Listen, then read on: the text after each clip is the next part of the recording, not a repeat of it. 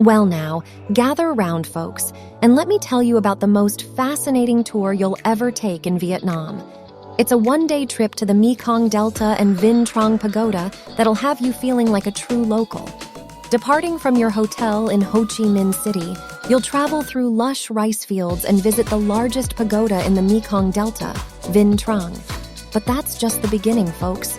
Next, you'll hop on a motorboat and cruise down the Tien River to Tortoise Islet, where you'll taste some sweet honey tea, sample tropical fruits, and listen to some traditional music.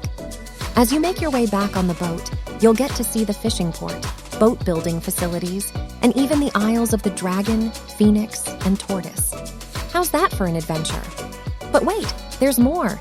You'll get to visit a family-run workshop where they make delicious coconut candies and learn about the garden pond cage agricultural model.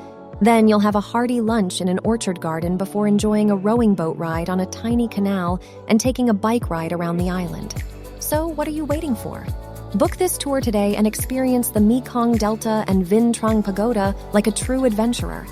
And if you're lucky, you might just spot a riverboat gambler or two along the way.